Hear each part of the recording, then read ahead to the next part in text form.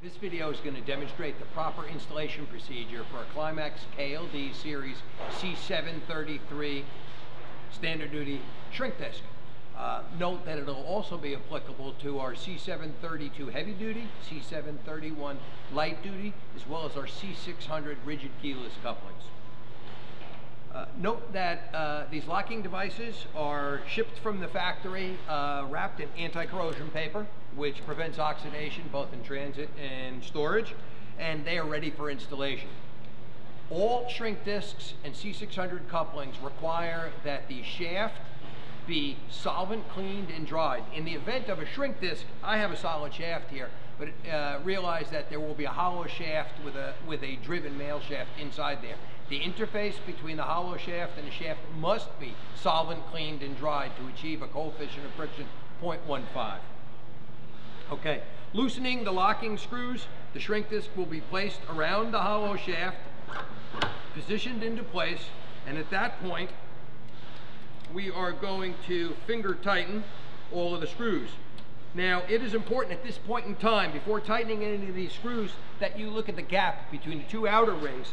And it's important that they are straight and parallel when we start, because once we start, we want them to pull down evenly, and at the end, we want them to be parallel as well. So while eyeballing this, I am finger tightening these screws. And I am at my starting point. Instead of starting with a torque wrench, I'm going to use a ratchet wrench just for convenience. And I am going to pick a starting screw at 12 o'clock here, and I am going to make quarter turn passes at each of these screws, working around the shrink disc sequentially. Okay, after making several passes with my ratchet wrench, I'm going to switch over to my torque wrench, which has been preset to 105% of the specified tightening torque, which can be found in the catalog, on the Climax Metal website, on the label, on the box itself, as well as the installation instructions. So with the wrench set at 105%, I'm going to pick up where I left off, and I'm going to continue making my passes until such time as the wrench clicks. The wrench now, the last three screws have clicked.